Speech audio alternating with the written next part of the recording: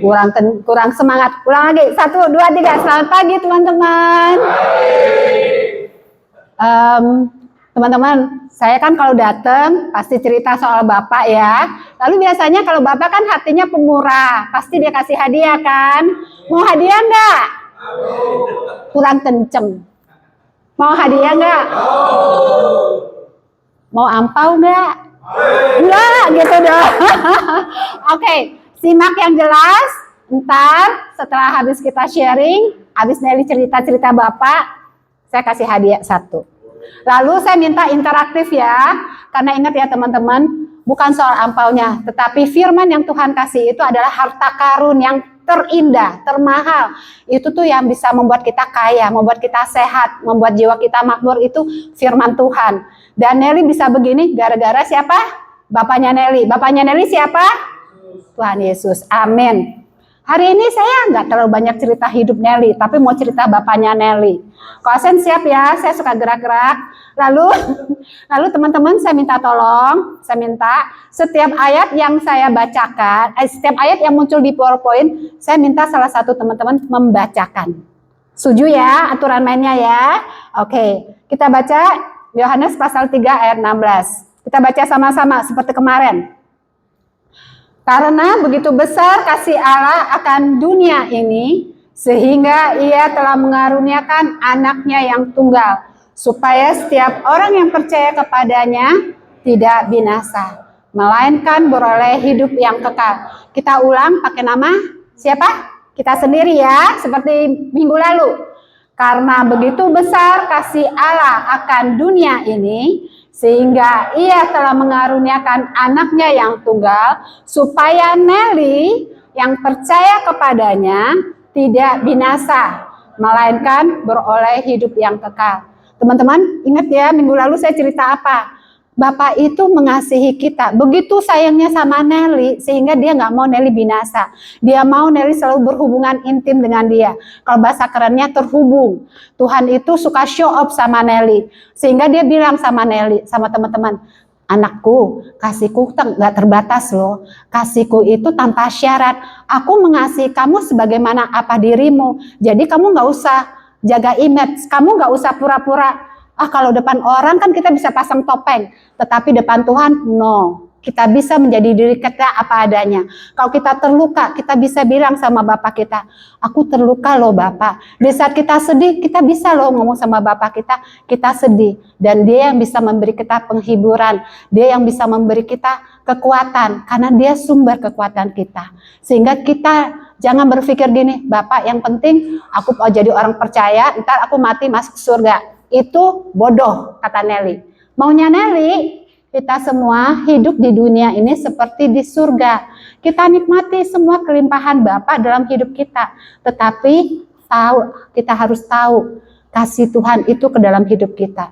Tuhan itu mengasihi kita tanpa syarat. Tuhan itu nggak pernah berkata, kamu harus bagaimana supaya aku mengasihimu. Enggak. Tuhan itu, saya ulang lagi, mengasihi diri kita apa adanya. Kalau kita seorang mama, teman-teman ingat ya, Nelly cerita kalau sama seorang mama, Nelly mengasihi anak Nelly kan, Daniel sama Ruth. Tapi ada syarat, kalau kamu bangun lalu berdoa, aku sayang kamu. Kalau kamu bantu mama cuci piring, wah mama sayang banget. Kalau nilai kamu selalu dapat nilai A, mama bangga sama kamu. Tapi kalau Tuhan kita, Bapak kita enggak.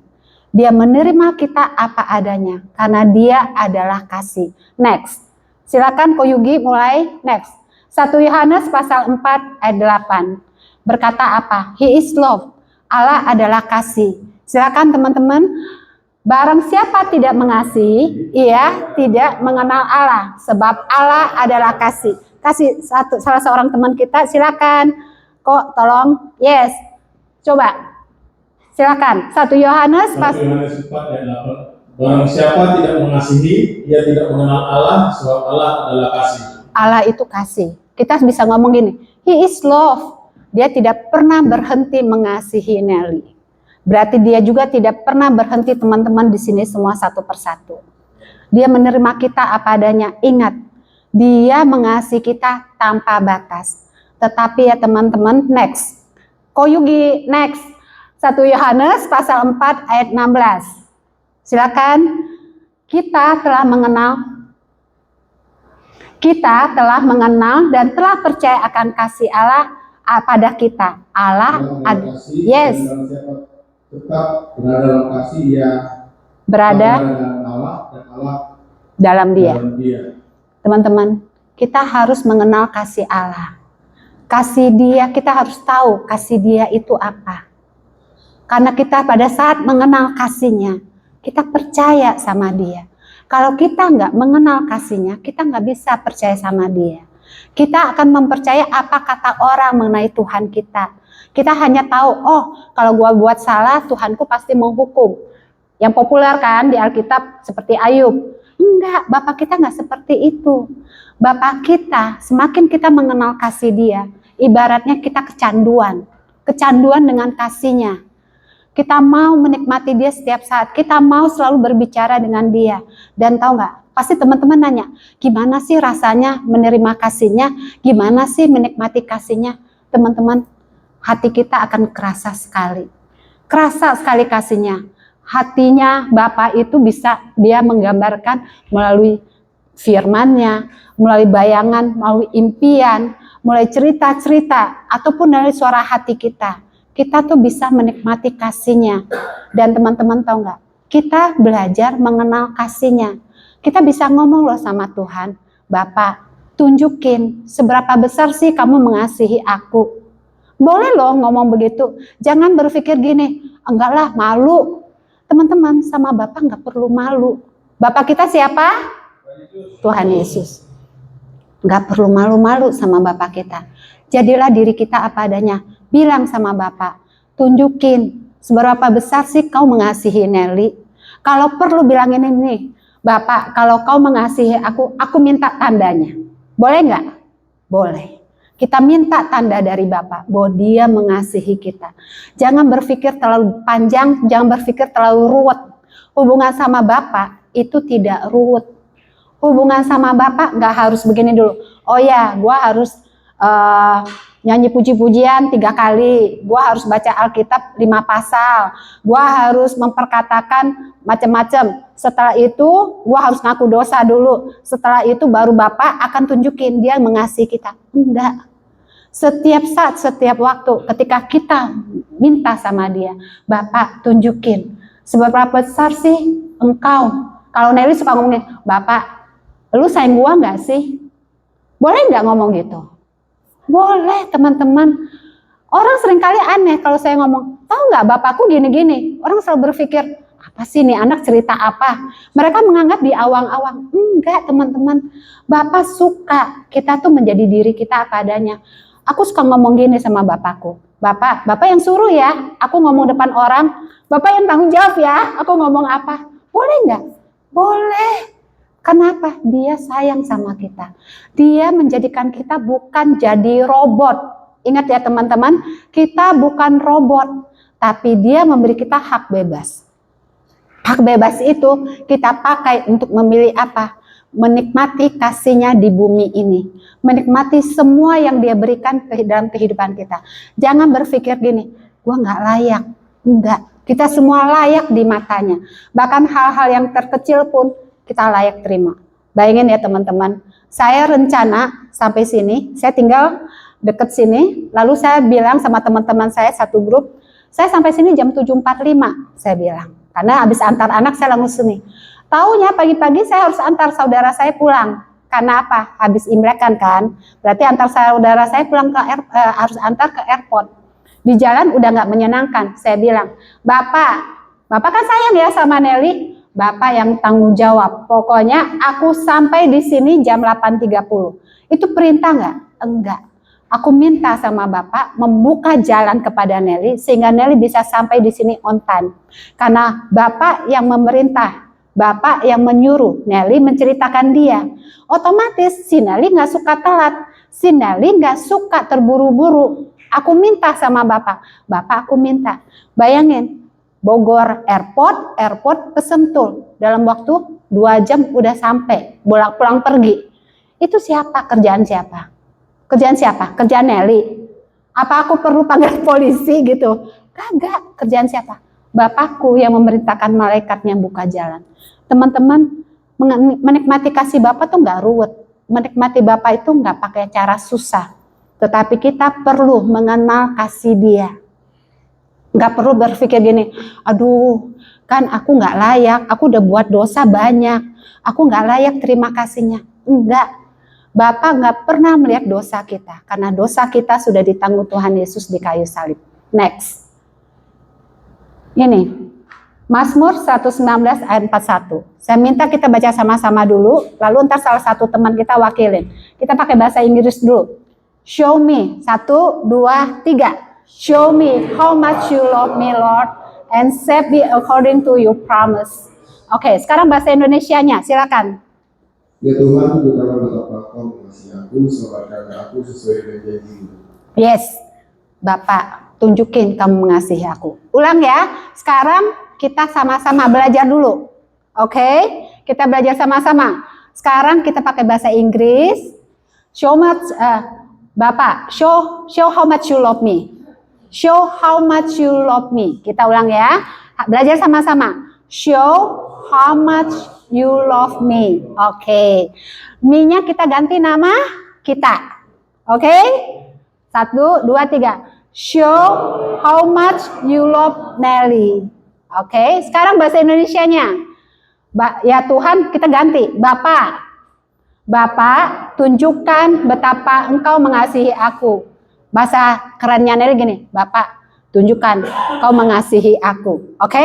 Tunjukkan Kau mengasihi aku. Oke ya, kita ulang. 1, 2, 3. Tunjukkan, Bapak, tunjukkan Engkau mengasihi aku. Yes, teman-teman, tahu nggak? Kenapa sih aku agak sedikit berbeda? Karena aku selalu mempersonalisasikan bahasaku dengan Bapak. Firman itu pada saat Nelly baca, Nelly renungkan, Nelly perkatakan, aku pakai bahasa aku. Aku suka bilang, Bapak, show off dong. Tahu nggak show off apa? Pamer dong Bapak, pamer. Pamer kalau Bapak tuh sayang aku, biar orang-orang tuh lihat, aku tuh anak kesayanganmu gitu loh. Personalkan bahasa firman itu menjadi bahasa kita. Gak ada salah loh teman-teman.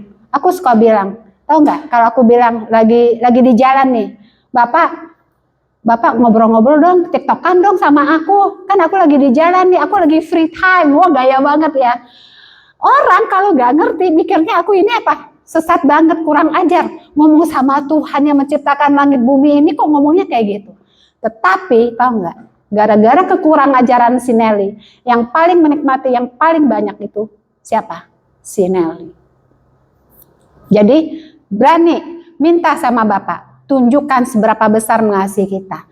Kalau kita sakit, ingat bahwa Dia adalah Yehovah Rafa, bahwa Dia adalah Allah penyembuh. Jadi kalau kita sakit nih ya, jangan ngomong gini, Tuhan, kalau Kau menyayangin aku, sembuhkan aku. Enggak. Ingat, Bapak, karena Kau sayang sama aku, Kau ada di dalam aku. Otomatis ya Bapak, Kau sudah menyembuhkan aku kan. Otomatis oleh bilur-bilur Tuhan Yesus saat ini juga aku sudah sehat. Aku sudah sembuh, aku sudah pulih. Kita nggak usah lagi suruh Tuhan menyembuhkan kita. Tapi kita tahu bahwa Tuhan yang besar itu ada dalam diri kita. Dia adalah Yehovah Rafa bagi kita. Dan tahu nggak teman-teman, di saat kita kekurangan, teman-teman kalau mau dengar ya, saya itu mengalami kesulitan dalam bisnis saya tahun lalu.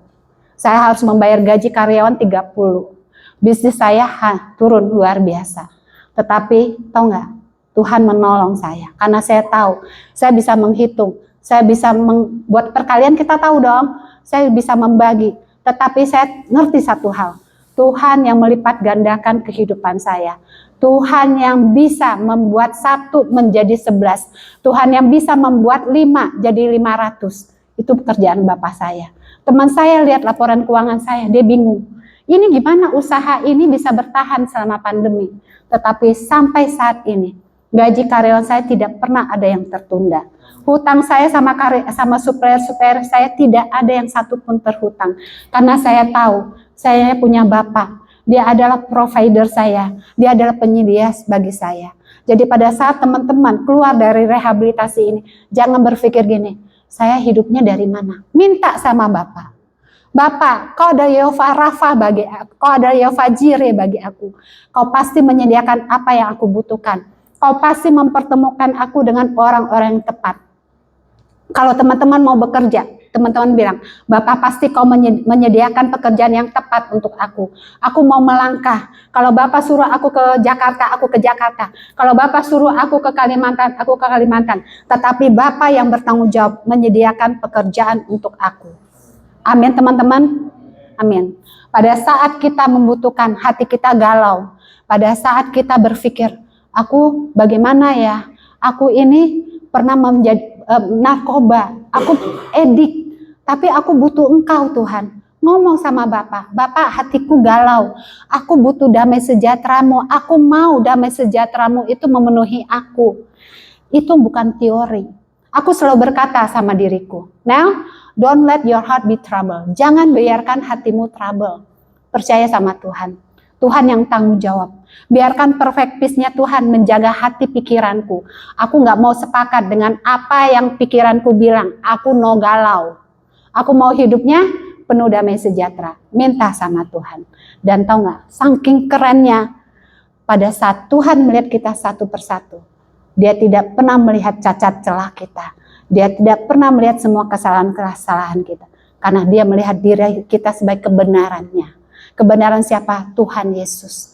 Sebagaimana Tuhan Yesus saat ini, begitulah kita di mata Bapa. Jadi teman-teman, jangan menyia-nyiakan hidup kita. Next, kita ngebut ya. Lanjut. Di 1 Yohanes pasal 4 ayat 18. Silakan. Di dalam kasih tidak ada ketakutan. Kasih yang sempurna melenyapkan ketakutan. Sebab ketakutan mengandung hukuman, dan barang siapa takut, dia tidak sempurna di dalam kasih. Yes, kasih Allah itu sempurna. Kita nggak sempurna. Kita selalu bilang, aku kan manusia. Ya wajarlah kalau manusiawi lah kita bersikap begini. Iya, tapi kita bisa sempurna karena Bapa kita sempurna.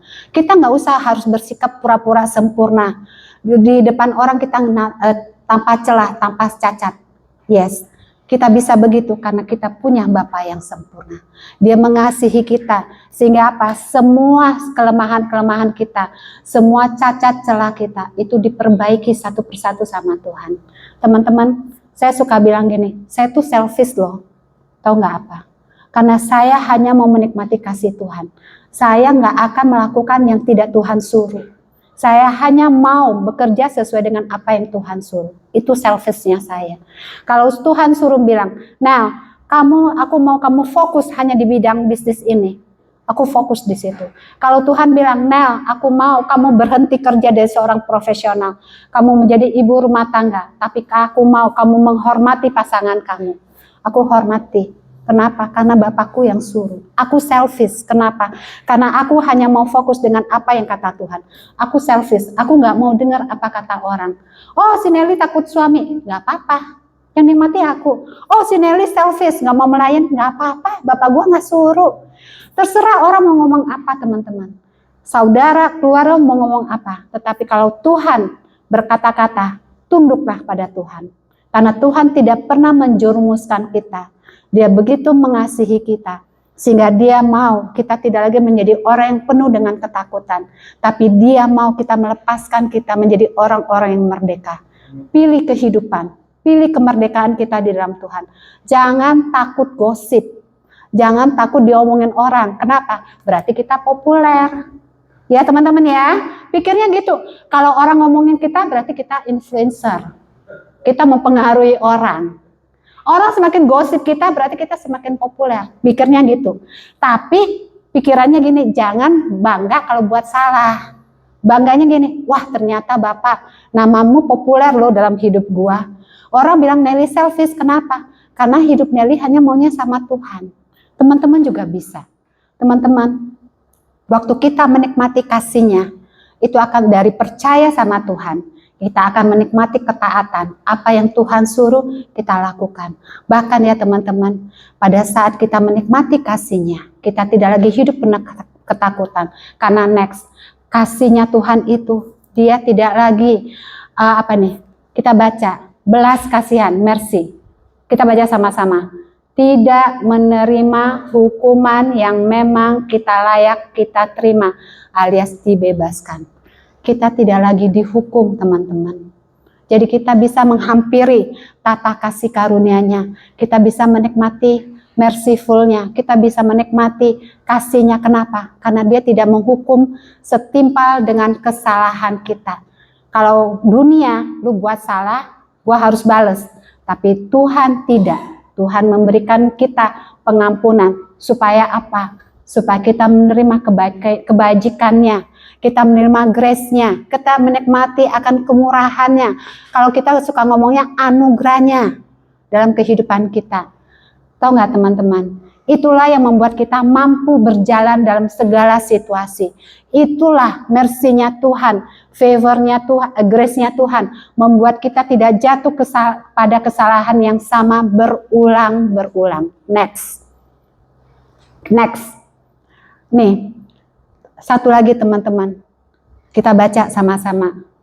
Silakan Pak, kita baca. Mazmur 34 ayat 9. Mazmur 34 ayat 9, kecaplah dan lihatlah betapa baiknya Tuhan itu terhadap orang-orang yang beriman. Teman-teman, Tuhan itu baik. Berpikir gitu, yang baik itu datang dari Tuhan, yang jahat bukan dari Tuhan. Next, cepet-cepet ya teman, 5 menit, ngebut. Next, Yohanes 10 ayat 10, prinsipnya paling gampang. Pencuri datang hanya untuk mencuri, membunuh, membinasakan. Tapi Tuhan datang supaya mereka mempunyai hidup dan mempunyai dalam segala kelimpahan. Amin teman-teman. Kita baca sekali lagi. Pencuri datang